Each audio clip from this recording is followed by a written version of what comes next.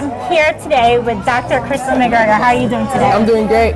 You were today's guest speaker. How did you get an opportunity to be a part of Team Jamaica Bickle? Yeah, it really started back from 2012 when, I just volunteered with Team Jamaica Bickle, and from there, Erwin and I relationship, it just grew. We stayed in touch, and then once the opportunity presented itself for me to serve on the board, of course, he brought me in, and from there, I've just been involved with them. And when he asked me to do this event, I couldn't tell him no, right? Yes. Because I feel like this is something that is I'm passionate about, and something that's so important to me. So just having this opportunity was really a blessing for me. So let's go back, because you gave an empowering speech today talking about track and field and your opportunities and struggles going through track and your education. Just talk a little bit about that. Yeah, it was a journey. In high school, I didn't have knowledge about scholarships, right? Mm-hmm. And I didn't see myself like a top athlete in high school. I was just doing it because it was fun and all that good stuff. Because if I'm honest, I really didn't know there was such things as scholarships, right? It was once I got to the U.S. and I met Coach Howard, who really taught me everything. And he's like, you're actually good enough to get a scholarship to go to a Division I institution. And I was like, wait, what's that, right? And so I started doing my own research to find out the difference between Division I's and Division II's and Division III's and PWI's and HBCU's and all these different things. And from there, I was just like, you know what? I want to use track and field as a vehicle to get me to get an education. I knew my parents couldn't afford to pay for me to get a college degree here in the U.S. So why not youth sports, right? So that's pretty much how I got involved in doing all of that. So you are a key speaker to different athletes.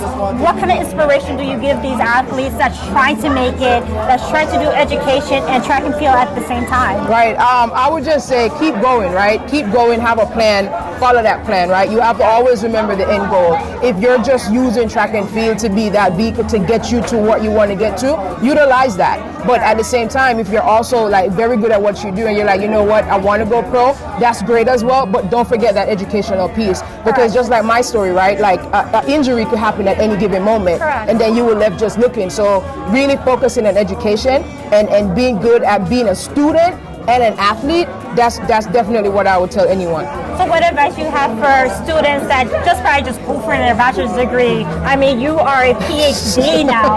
I mean, what inspiration do you have, to do a bachelor's, to do a master's, onto a PhD? To get a bachelor's, for me, I knew I wanted to get a degree. That's just what it came down to. I wanted to have a college degree. More so for me, I wanted to prove that teacher wrong who told me you would never graduate from college. You never graduate from high school. But here I am now, right? I got a bachelor's. What are you gonna say to me, right? So for me, that was kind of a bragging rights situation. But honestly, I feel the space that we're in right now, and when I talk to students, I really help them to understand this.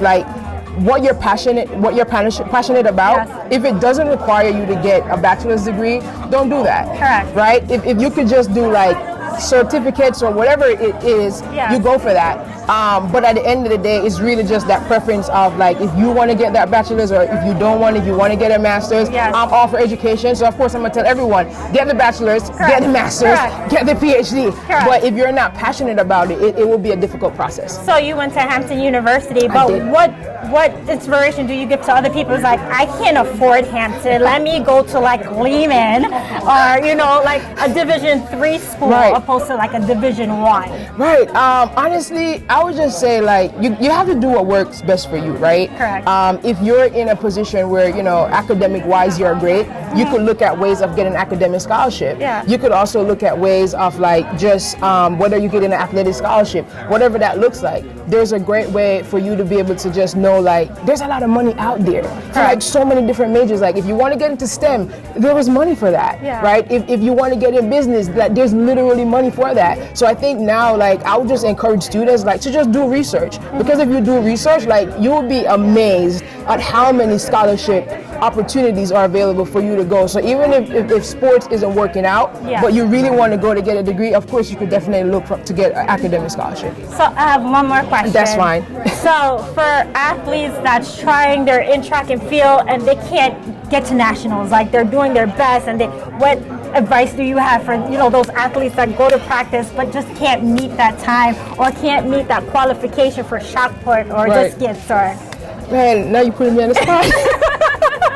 No, but I just say keep going, right? Okay. I believe if you show up every day and you give it your best, and it just isn't enough to make it to nationals, you gave it your best. That's the great part about it, right? If every time you step on the track or you step in the circle and you pick up that ball and you knew you give it 100% and it just didn't get to that standard, like, you should be proud about that. Correct. You should celebrate that moment. Then you go back to the drawing board and you say, you know what, next year my goal is to really make it to nationals, and then Correct. you put in the work to get it done. Correct. Yeah. Well, you guys got it first. I'm here with Dr. Kristal McGreggor.